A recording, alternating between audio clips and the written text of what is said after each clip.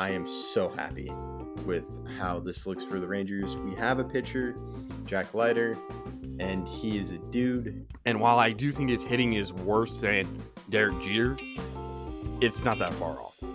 You're not mentioning 2006. You can mention the other people, not 2006. Oh, just because I bought the best soap doesn't mean your room's going to be clean. It just leaves it to where I don't believe that the Canadians had a shot. I really don't like the Clippers just kind of sending it in when they're like... Hi, this is Kelly Forbes with the Dallas Stars, and listening to Outsiders Opinions with Kevin and Austin. What's up, y'all? Welcome to our NFL Opinions of the Week.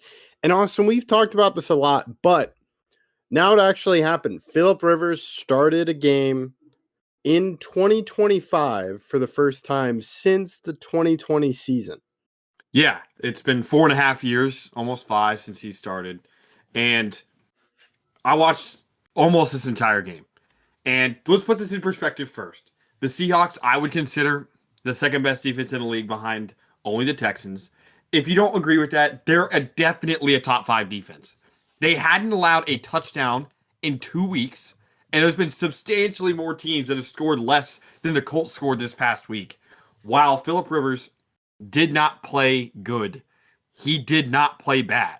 He threw one pick, and it was at the end of the game when trying to get his team into field goal range, and it wasn't a bad decision pick, which is something that I think shows that he was able to keep care of the ball and game manage, which is all you can really ask him to do. He had, if you watch the end of the game, he ran a 2-minute drill that we discussed and got them a field goal. Did they lose the game? Yes. But it was not a disaster by any stretch of the imagination. Yeah, no, this was not a disaster. And yes, they lost to the Seahawks and the Jaguars won. But to me, this is a good game because Seahawks to me are one of the top teams. And they held the Seattle offense to just field goals. Yeah, they didn't allow a touchdown. It's crazy when you think about it that Phillip Rivers contributed to the only touchdown of the game. They hadn't allowed a touchdown in 2 weeks, and Phillip Rivers is the first one to throw one against them. And if you remember back to the Rams game a couple weeks ago, the Rams only scored 21 points, and the Colts scored 16. While I think this actually gives me, even though they lost, more hope than I had going into the game for the Colts' future this season. While I think it's still going to be very tough to get into the playoffs, they're not out yet. Yeah, I'm looking at it because when I watched the game, they're not out of it. And I'm pulling up. The only thing that I found alarming for Phillip Rivers, but as the game went on, it went better. Earlier on in the game, his feet looked slow. Like how he was shuffling was awkward. Then closer to the end of the game, it looked better. He looked more comfortable in the second half. I think we can all agree with that. He made good decisions, and they're only a game back of the Texans, who they play against.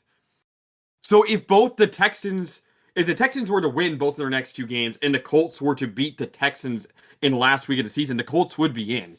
Now, the 49ers are an extremely injury-riddled team, and I'm not that confident in their offense right now as it stands because of those injuries. Pearsall did play well, but he kept getting hurt. We've had a lot of injuries. I think the 49ers are a beatable team for the Colts if their defense plays like they did against the Seahawks. I think that's a big if, but they still have a chance. Now I think there's a lot of teams that are again, the Ravens are a question mark.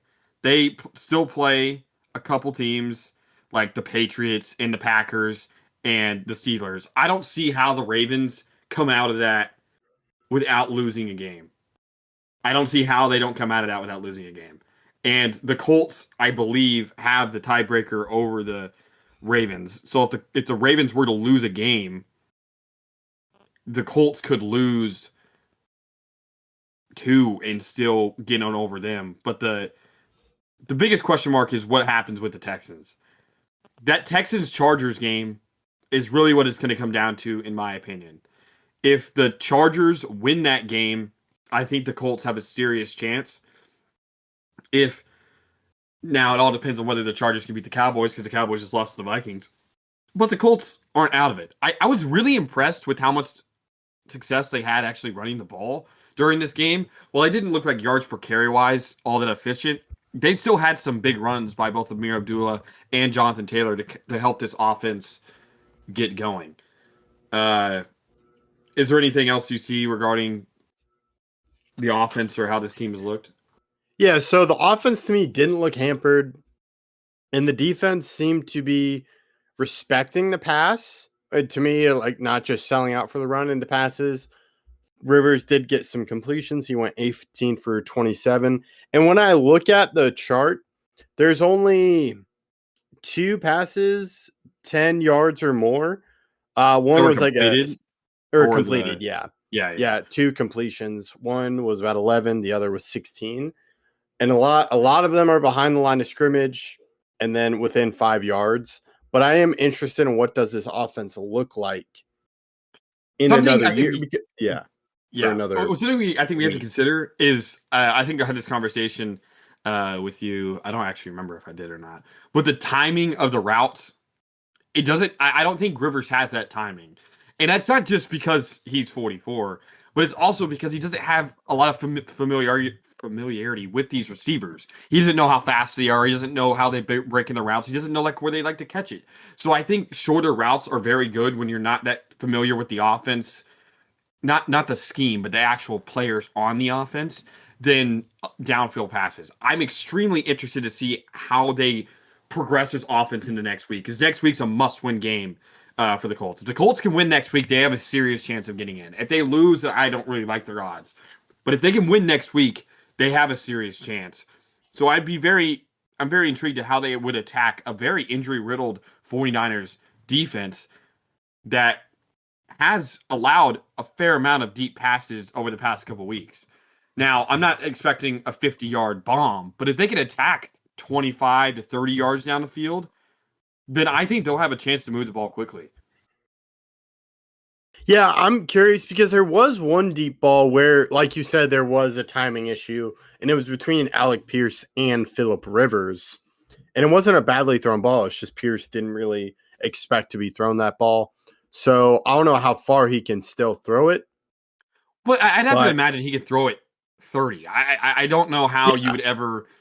I don't think you'd ever lose 30 yards. Like okay, 50. Yeah, I think we have a problem there. But I think anything 30 or less, you could get as long as you had the timing with the receiver, which I think is the biggest concern for me at this point with how this offense looks. Because if you just get that 30-yard ball, that 30-yard post or corner route, then I think defense would truly start to respect Rivers as a decent threat out of the pocket. Yeah, I agree. And I think another part of that is footwork, is just kind of being in rhythm, because there are dropbacks, and that helps with pass protection as well. You could see that he wasn't very mobile, but the offensive line did a good job of protecting him.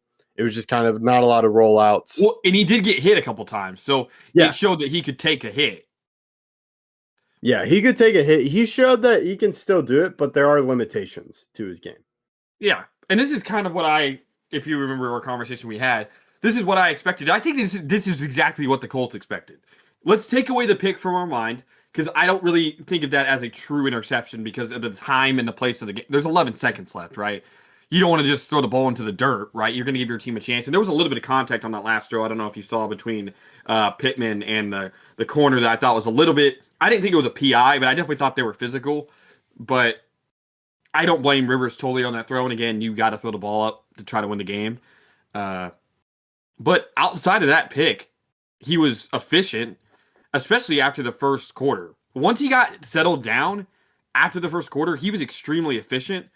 He started to look more at depth, but also I think the biggest thing that they added with Rivers over a Riley Leonard, over a Brett Rypien, over another guy off the waivers or off the practice squad somewhere, is the ability to check. There's a lot of routes and a lot of plays that he checked to because he can read a defense really well.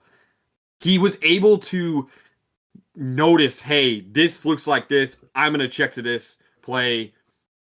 Let's get on the same page. Hey, I'm going to check to the run to the right. Hey, I'm going to check to a screen pass. Hey, I'm going to check to a dig route. Hey, I'm going to do this. Hey, I'm going to do that. And his checking ability at the line of scrimmage is something that I think there's been a lot of talk, and we'll have to do a video about it at some point because people were talking about how this is a dark spot for the NFL, that Philip Rivers actually competed this week successfully at the NFL level, and what that means for quarterbacks nowadays. Quarterbacks are getting more talented, but I do agree with Brady and some of these other guys that are talking about the ability to read a defense at the line of scrimmage, not while the play is going on, but before a play starts, to make sure that the play is going to be successful, I think is something that we are losing in the league. I don't see that many checks at the line of scrimmage outside of the top 7 to 10 quarterbacks in the league. There's not that many. I mean, I'm watching a Jaguars game. I don't see that many checks unless they're planned checks. Hey, if they're looking here, if the linebacker is leaning this way, call this check, or if the linebacker is leaning this way, call this check. But actually reading the defense and being like, hey, I understand that this is cover 2, a cover 2 shell that is going to move into a cover 3. I need to call this play to get this player open and hit him at this point. Rivers' ability to do that makes it to where he can compete at this level. If you just threw Riley Leonard's mind into Philip Rivers' body, we'd have a problem, because not only does he not have the mobility of Riley Leonard, but also he doesn't have the intelligence needed to actually compete at that level. QB is a very cerebral position, and that is what allows Rivers to compete against a very good defense, because he's just as smart as the defensive coordinator. While he may not have the body still to do it to the best of his ability, his brain is still in that mode.